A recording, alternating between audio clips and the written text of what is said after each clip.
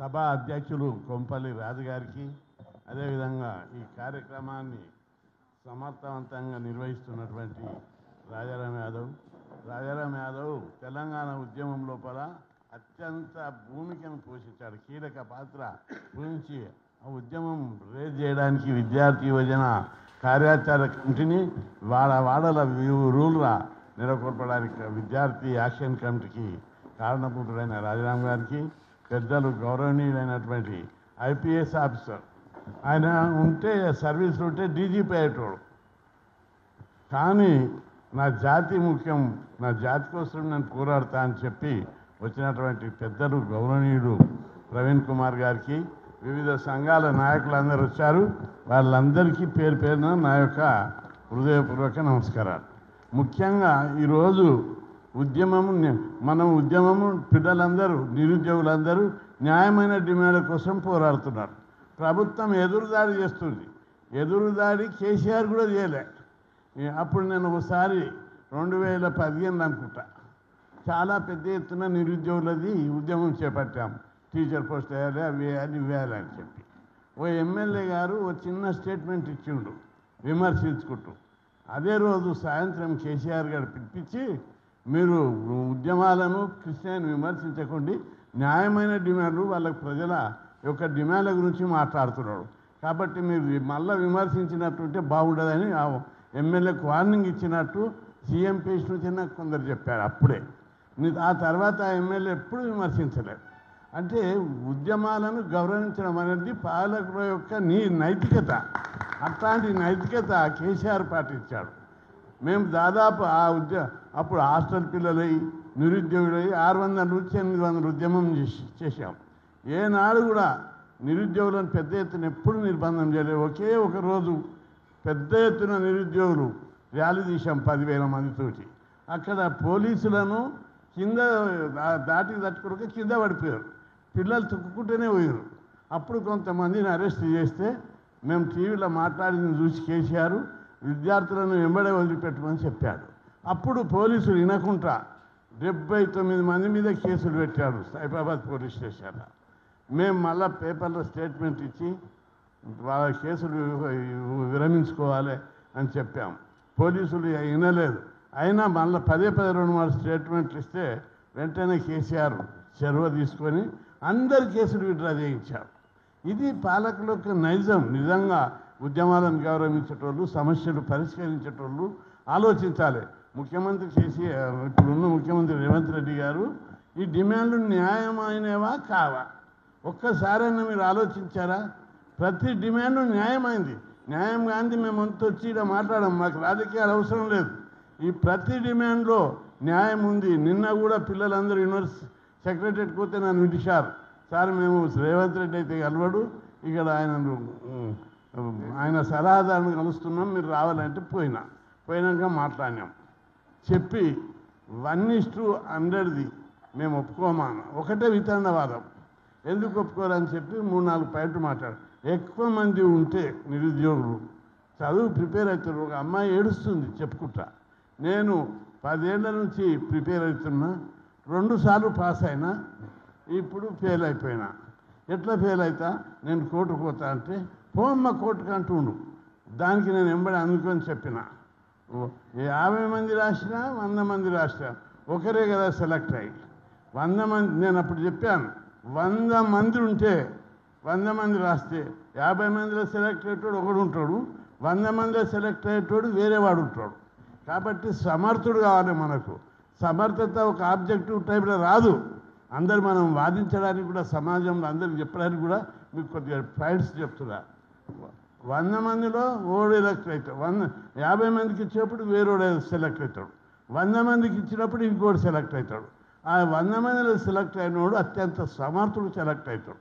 Object టైప్లో తెలివి డిస్క్రిప్టివ్లోనే తెలివి తెలుస్తుంది. కాబట్టి ఎక్కువ మంది పోటీ పడితే, ఇప్పుడు మనం 50 మందితో రన్నింగ్ పెడతాం, అందులో ఒకటి సెలెక్ట్ అవుతాడు. 100 మందితో రన్నింగ్ పెడితే ఇంకోటి సెలెక్ట్ అవుతాడు. ఆ 100 మంది సెలెక్ట్ అయినోడు సమర్థుడు ఉంటాడు అని ఇవన్నీ చెప్పినప్పటికి కూడా వితండవాదం, లీగల్ ప్రాబ్లమ్స్ ఉన్నాయి, అవి ఉన్నాయి, ఇవి ఉన్నాయని చెప్పారు. అయితే మేమేం చెప్పినాం, ఎస్సీ ఎస్టీ బీసీ రిజర్వేషన్ల లోపల అన్యాయం జరిగింది. ఎక్కడ గ్రూప్ 1:50 అని ఎగ్జాంపుల్ చెప్పిన జరగదు జనరల్ గారు చూపిస్తాం.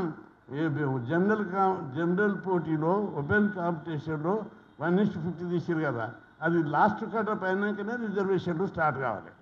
అట్లా చేయకుండా జనరల్ ఓపెన్లో వచ్చిన వాళ్ళని కూడా ఏ గ్రూపుల దాండా, ఎస్సీల దాండా, ఎస్టీల దాండా ఈ ఓపెన్ కాంపిటీషన్లో మనం తీసుకొని బీసీఎస్సీ రిజర్వేషన్లో 1:50 లెక్క పెట్టారు లెక్కకు. అంటే ఈ వర్గాలను తక్కువ చేయడం, ఈ వర్గాల పోస్టులు రాకుండా చేయడానికి కుట్ర ఉన్నది ఇక్కడ అని చెప్పాం.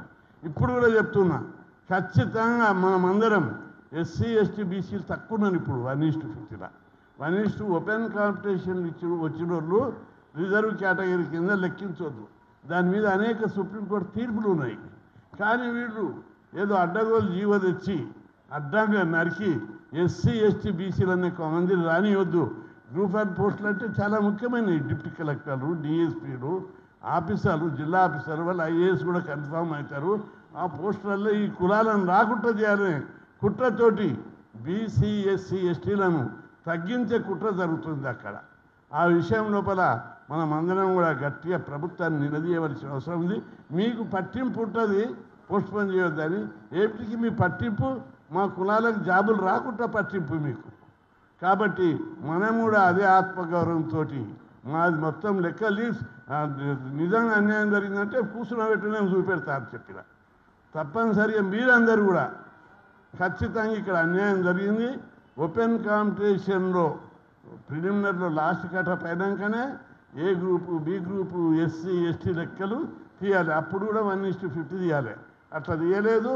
దాని మీద లెక్కలు బహిర్గతం చేయాలని చెప్పి నేను డిమాండ్ చేసిన. కాబట్టి పెద్దలందరూ కూడా మీరు తప్పనిసరి ఎస్సీ ఎస్టీ బీసీలకు జరిగింది, ఇది చారిత్రక అన్యాయం, ఇది మరి వాళ్ళు తగ్గిపోతారు. కాబట్టి దీని మీద గట్టిగా పోరాటం చేయాలని చెప్పి దీని మీద నిరుద్యోగుల యొక్క న్యాయమైన డిమాండ్లకు 1:100 ఈ ఎస్సీ ఎస్టీ బీసీలకు జరిగిన అన్యాయం, ఈ రెండింటి మీద మనం ఫైట్ చేయాలని చెప్పి మీ అందరికీ సందర్భంగా విజ్ఞప్తి చేస్తున్నారు. రెండవది డిఎస్సి పోస్ట్పోన్ 2 నెలలు అడిగారు. 2 నెలలుగా 3 నెలలు కాకపోతే 2 నెలలు చేయి. ఎందుకు? న్యాయమైన డిమాండ్ అది. దానిలో గొంతమ్మ కోరికలు లేవు. ఎగ్జామ్ తర్వాత ఎగ్జామ్, గ్రూప్ 1 ఎగ్జామ్, తర్వాత hostel welfare officer exam, central government exam, దాని తర్వాత ఒకటి ఉన్నది డిఎస్సి అనేది. చాలా పెద్ద మొత్తంలో ఉన్నాయి టీచర్ పోస్టు. దానికి మంచిగా ప్రిపేర్ అయితేనే మా లైఫ్లో ఇది ఒకటే ఛాన్సు. అందుకే మాకు పోస్ట్పోన్ చేయమని అడుగుతున్నారు. దానికి ప్రభుత్వం వితండవాదము, మొండితనం చెప్పి గ్రూప్ 2 పోస్ట్పోన్ చేస్తాం, ఇంకోటి పోస్ట్పోన్ చేస్తాం. ఏది ఆ ఫారెస్ట్ ఆఫీసర్లు అంటే గిన్నెన్ని ఉంటాయి పోస్టులు, అది పోస్ట్పోన్ చేద్దామని నిరుద్యోగులను మభ్యపెట్టే ప్రయత్నం కుట్ర జరుగుతుంది. టీచర్ పోస్టులు ఎట్టి పరిస్థితుల్లో ఆ విద్యార్థుల యొక్క పట్టుదల చూస్తే నిన్న పెద్ద ఎత్తున డిఎస్సిని ముట్టడి చేసినాం. 1000 మంది గుంపులు వస్తూనే ఉన్నారు. ఒక బ్యాచ్ని పట్టుకుంటే నన్ను అరెస్ట్ చేయాలని చూసాడు ఒకటి ఏసీపీ. పోలీసులు అంతా చుట్టూ ఉండి పోలీసు జీప్ తీసుకొచ్చి కూర్చోబెట్టారు. డీసీపీ వచ్చారు. కృష్ణయ్య గారిని అరెస్ట్ చేయాలంటే పార్లమెంట్లో ఉపరాష్ట్రపతి పర్మిషన్ కావాలి, మనకు స్పీకర్ పర్మిషన్ కావాలి. అట్లా దేనికి వీళ్ళేది అనందరే తెలిసిన పోలీసు అన్నీ ఆపేసాడు. అప్పుడు ఆపి సార్ మీరు వెళ్ళిపోయి సార్ అన్నాడు. నేను వెళ్ళాలని చెప్పిన. ఇంకా వస్తున్నారు, వాళ్ళందరినీ చూసి వాళ్ళతో మాట్లాడేపోతాటి ఆఖరికి కమిషనర్ ఆగి నన్ను లోపలికి రమ్మని డిమాండ్ మీద మాట్లాడాం. మాట్లాడితే ఏమంటాడంటే ఇది లేట్ అవుతుంది అన్న, కమిషనర్ అనే మాట లేట్ అవుతుంది, ఇప్పటికే చాలా ఆలస్యం అయింది, మేము మళ్ళీ 6 నెలల్లో డిఎస్సి ఇస్తాం. 6 నెలల డిఎస్సి కాదు, మళ్ళీ రాసుకుంటే ఏజ్ బార్ అయిపోతుంది అది. కాబట్టి ఎట్టి పరిస్థితులు 2 నెలలు పొడిగించాలి. పిల్లలకు చదువు చెప్పేటాడు. అబ్బా చాలా బుద్ధి వచ్చింది మీకు, పిల్లలకు చదువు చెప్పడానికి తొందరగా పెడతారా? ఇప్పుడు ఎప్పుడు జూన్లో రావాలి మీకు, మీరు జూన్లో రాలేదు, ఎలక్షన్లో తిప్పుకున్నారు వీళ్ళందరినీ. ఇప్పుడు 2 నెలలు పోస్ట్పోన్ చేస్తే అప్పటిదాకా ఇప్పుడు ఎట్లయినా టీచర్లు కావాలి, విద్యా వాలంటీర్లు. ఈ సబ్జెక్టు మనం సమాజానికి కూడా ఇవ్వాలి, న్యాయమైన డిమాండ్ అది. కాబట్టి మీరు 2 నెలలు పొడిగిస్తే కొంపలు ఆరిపోవు. ఎట్లయినా 2 నెలల దాకా 3 నెలల దాకా ఈ టీచర్లు వచ్చేదాకా విద్యా వాలంటీర్లు ఉంటారు. ఈ విద్యా వాలంటీర్లను మళ్ళీ 2 నెలలు ఎక్స్టెండ్ చేయి. కాబట్టి సమాజానికి స్కూళ్ళకి ఏం నష్టం జరగదని చెప్పాను. అది సీఎం డిసిషన్, మా చేతుల్లో లేదని వాళ్ళ ఆఫీసర్. కాబట్టి ముఖ్యమంత్రి గారికి చెప్తున్నా, మీరు నిరుద్యోగుల మీరు అపోజిషన్ ఉన్నప్పుడు ప్రతి డిమాండ్ నిరుద్యోగుల డిమాండ్ను సమర్థించారు. మేము ఎన్నో మీటింగ్లు పెట్టాము, ఎల్బీ నగర్రా ఇక్కడ అక్కడ పెట్టినప్పుడల్లా రేవంత్ రెడ్డి గారు వచ్చారు.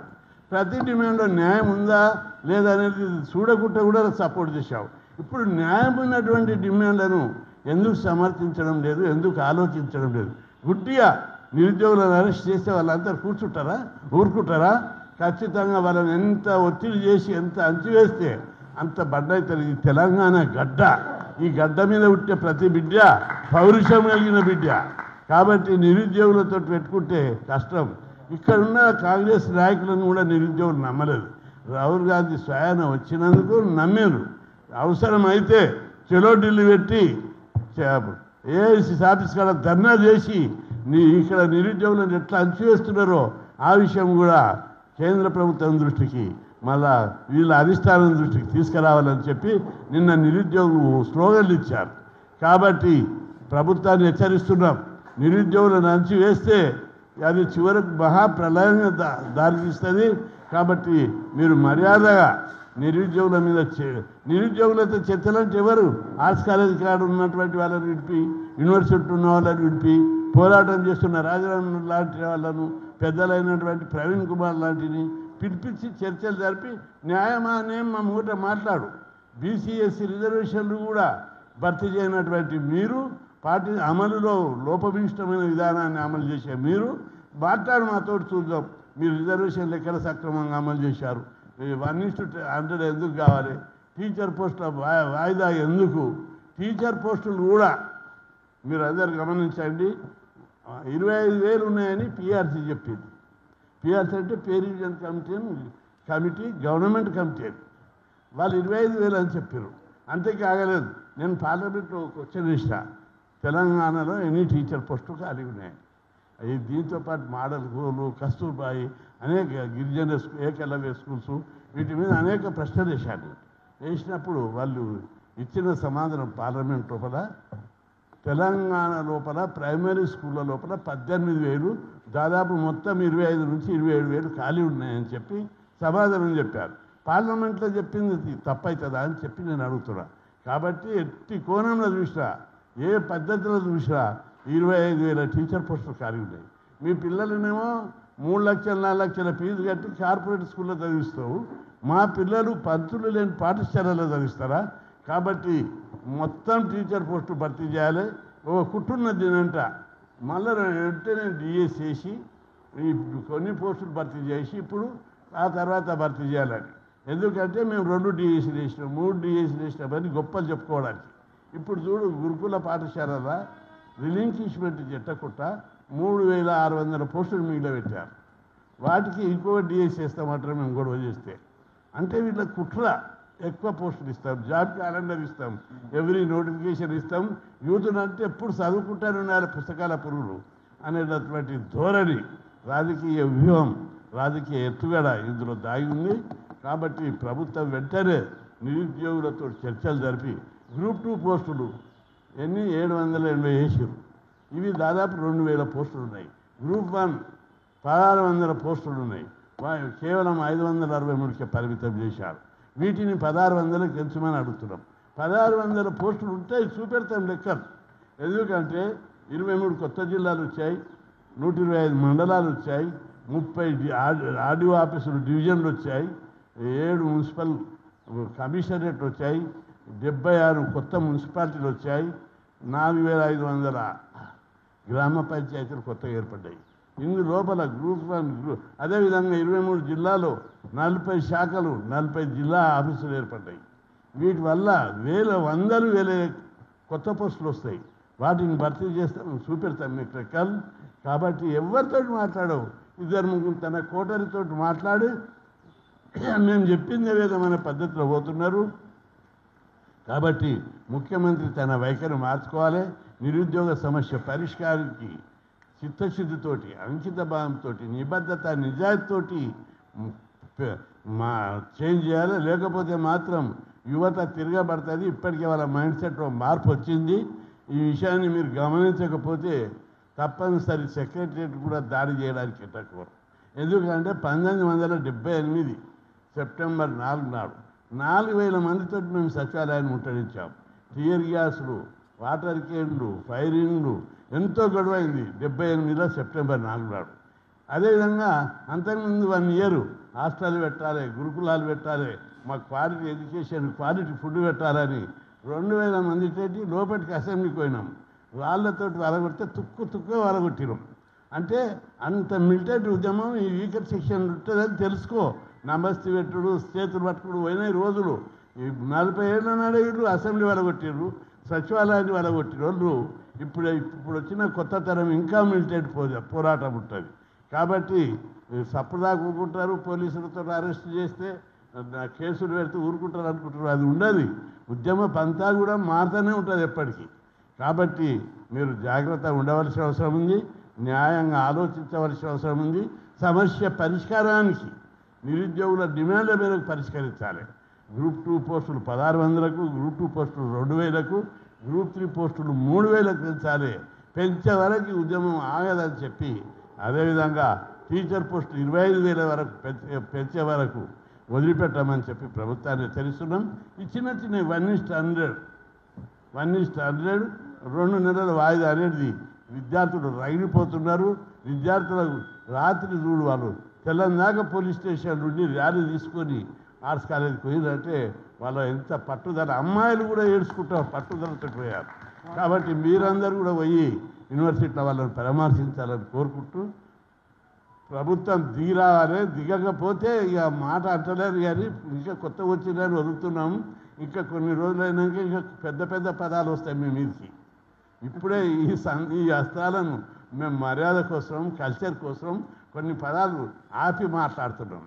కొన్ని మీరు ఇంకా మర్యాద ఉంచుకోకపోతే మా నోటి నుంచి పెద్ద పదాలు కూడా వస్తాయి. కాబట్టి ఆ మర్యాద దక్కించుకోవాలని ప్రభుత్వాన్ని హెచ్చరిస్తూ, మనమందరం కూడా ఉద్యమ నిర్మాణాన్ని మీరందరూ కూడా గట్టిగా చేయాలని, ఉద్యమాన్ని ముందుకు తీసుకుపోవాలని కోరుకుంటూ, అదేవిధంగా ఈ నెల 15న జరిగే సచివాలయ ముట్టడికి పెద్ద ఎత్తున కదిలి వచ్చి ఈ నిరుద్యోగ డిమాండ్లు, బీసీల డిమాండ్ల మీద పోరాటం చేయాలని కోరుకుంటూ సెలవు తీసుకుంటాం.